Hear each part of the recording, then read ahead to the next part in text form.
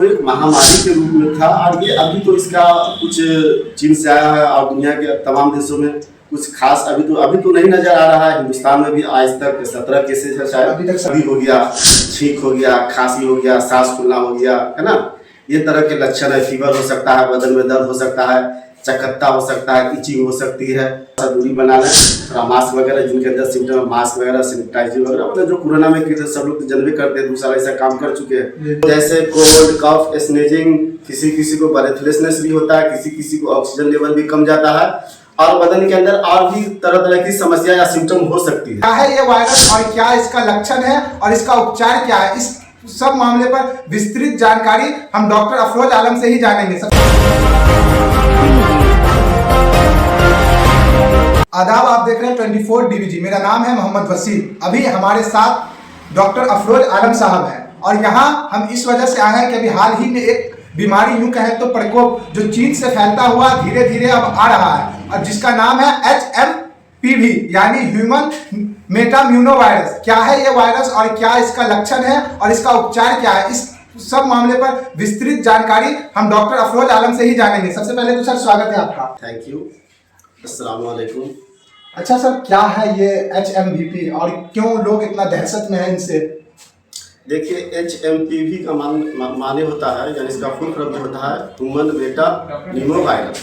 ये एक तरह का वायरस है जो 2001 में दुनिया के अंदर इसको देखा गया था और तकरीबन 2001 से अभी तक 24 साल हो गया है। तो कहूँ ना कहूँ ये वायरस थोड़ा बहुत आता रहा है और इसका जो सिम्टोमेटिक ट्रीटमेंट होता है, इसके जो लक्षण होते हैं वो जैसे कोल्ड, कफ, स्नेजिंग, किसी किसी को ब्रेथलेसनेस भी होता है, किसी किसी को ऑक्सीजन लेवल भी कम जाता है और बदन के अंदर और भी तरह तरह की समस्या या सिम्टम हो सकती है। तो इससे ज़्यादा घबराने की जरूरत नहीं है। लोगों को चाहिए कि इससे डरने या घबराने की जरूरत नहीं है। अच्छा, इसका जो लक्षण है एक तरह से प्रकार से देखा जाए तो किसमें ज़्यादा होने की उम्मीद है, बच्चों में या बुजुर्गों में? एक तरह से ये जो है वो जिसका इम्यूनिटी पावर कम है, यानी रोग प्रतिरोध क्षमता कम जिसको होता है, जैसे आप बच्चे इनफैक्ट है जो 5 साल से कम के लोग हैं तो जाहिर सी बात है उसकी इम्यूनिटी कुछ कमजोर होती है, या ओल्डर एज जो है हमारे बड़े बुजुर्ग जिनको हाइपरटेंशन, बीपी या कोई तरह की और भी पहले से डिजीज है तो उनका इम्यून सिस्टम कमजोर होता है तो उनको होने के ज़्यादा चांसेस है। अगर होने को तो नॉर्मल आदमी के अंदर भी हो सकता है, लेकिन इससे मतलब उनको कुछ कम असर होता है और बच्चे और बूढ़ों में थोड़ा ज़्यादा इसका असर होता है। अच्छा सर, इसका जो मतलब एक तरह से देखा जाए तो लक्षण जो है, क्या लक्षण रहेगा तो आदमी को पता चल जाए कि हाँ इसका मुख्यतः कोई लक्षण होगा ना? तो लक्षण देखिए, सर्दी हो गया, छींक हो गया, खांसी हो गया, सांस फूलना हो गया, है ना, ये तरह के लक्षण है। फीवर हो सकता है, बदन में दर्द हो सकता है, चकत्ता हो सकता है, इचिंग हो सकती है और भी किसी तरह का भी सिम्टम हो सकता है। तो इससे मतलब अगर है तो एहतियात करना है, जैसे डॉक्टर से मिलना है, हो सके तो डॉक्टर से मिलकर रूटीन टेस्ट करा लेना है। जैसे रूटीन टेस्ट में आप कह सकते हैं कि CBC करा लीजिएगा, CRP करा लीजिएगा, ESR करा लीजिएगा, ब्लड शुगर करा लीजिएगा, यूरिन करा लीजिएगा, तो कुछ ना कुछ उसमें निकल के आ जाएगा कि इस बदन के अंदर दिक्कत क्या है। जांच कराने को तो बहुत सारा जांच करा, उससे अगर दिक्कत होता है तो आप एक्सरे करा लीजिए। अगर इस सब में कुछ ऐसा सिम्टम नज़र आ रहा है कि इस तरह का आपके अंदर सिम्टम है कि आपको HMPV का ही सिम्टम है, तो PCR करा सकते हैं, RT-PCR होता है, ये सब किया जा सकता है।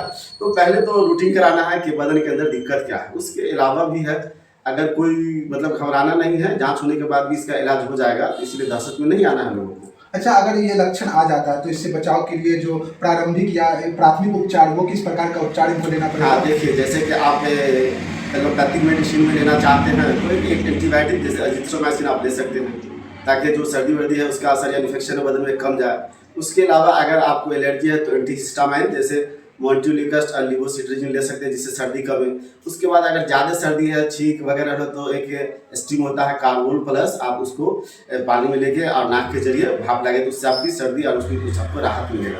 उसके अलावा ये सब हुआ। उसके बाद अगर आप चाहते हैं कि इम्यूनिटी बढ़ाना है तो एक कोई भी एक दवा जो मल्टीविटामिन, मल्टीमिनरल्स, एंटीऑक्सीडेंट और इम्यून बूस्टर हो तो वो मेडिसिन ले सकते हैं, तो उससे आपको आराम मिलेगा और उससे आपको सेहत में बढ़ोतरी मिलेगी या जो भी लक्षण है तो उसमें कमी आएगा। अच्छा, कुछ लोग हैं जैसे इसको अभी HMPV जो है इसको ना एक तरह से कोविड-19 से जोड़ा जा रहा है, तो इसमें और उसमें क्या फ़र्क है उसको थोड़ा सा संक्षिप्त में बताएं ताकि जो हमारे दर्शक हैं वो समझ सकें। देखिए कोविड-19 जो है वो पहली बार ही दुनिया के अंदर आया था। इससे पहले उसका कोई वायरस नहीं आया था और वो बहुत तबाही मचाया था। आप देखे थे, मैं खुद ही देखा था कि वो एक चीन से शुरू हुआ और पूरी दुनिया के अंदर आया। यहाँ तक कि एक-एक गाँव, एक-एक घर के अंदर गए और हर घर में, हर गाँव में लोग इससे इन्फेक्टेड हुए। अब बहुत से दुनिया से अल्लाह ताला ने बहुत सारे बंदे को इस बीमारी से अपने यहाँ बुला लिया।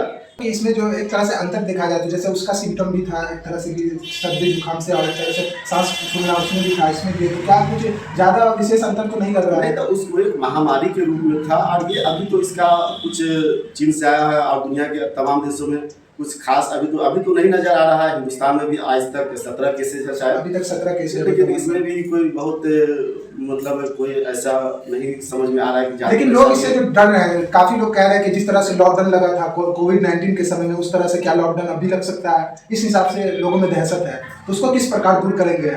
देखिए अभी तो शुरुआती दौर है तो हम नहीं कह सकते, लेकिन हम अल्लाह ताला से दुआ करेंगे कि वैसी नौबत ना आवे जो 2020-21 में आई है। उससे बहुत लोगों की जान गई, कारोबार, दुनिया जहान सब नुकसान हुआ, उसकी लोग आज भी परकुल चल रहे। तो मैं एक डॉक्टर होने के नाते मैं दुआ करूंगा कि अल्लाह ताला वैसा दिन ना दिखावे, ये हल्का फल्का रही रहे जैसे है, और उसी तरह से एक आध महीने के अंदर अपने आप जैसे ही ठंडी का मौसम खत्म हो जाए वो खत्म हो जाए। अच्छा, एक तरह से एक आखिरी क्वेश्चन की मतलब कि इससे जो बचाव के लिए किस प्रकार का काम करे और क्या कुछ करे जिससे इससे बच के रहा जा सके? देखिए अपने बिहार के अंदर तो अभी तक ऐसा कोई मामला नहीं आया है। बहुत बम्बई है, दिल्ली है, जहाँ के लोग जो ट्रैवल हिस्ट्री है, जो लोग आ रहे हैं, तो उन लोगों से थोड़ा 10 दिन 5 दिन एहतियात कर लें घर में कि अगर उसके अंदर कोई सिम्टम, तो वैसे ही नहीं, अगर सिम्टम है तो वो एहतियात कर लें, जैसे कि थोड़ा सा दूरी बना लें, थोड़ा मास्क वगैरह जिनके अंदर सिम्टम है, मास्क वगैरह, सैनिटाइजर वगैरह, अपने जो कोरोना में किए थे सब लोग तो जानबे करते हैं, दूसरा ऐसा काम कर चुके हैं, तो सारी जानकारी तो है ही है।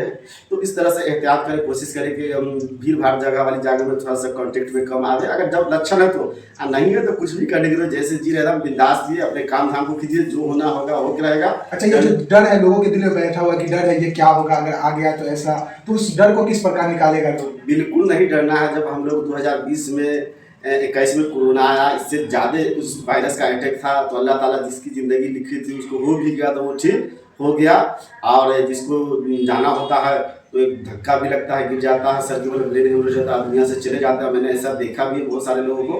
बहुत डरना नहीं है जिस तरह से, बिल्कुल नहीं डरना है। एकदम काम धंधा दिन रात एक कर देना, चाहे दिन का काम हो, दुनिया का काम हो, समाज का काम हो, जो भी काम हो करते रहना, जो होगा उसको देखा जाएगा।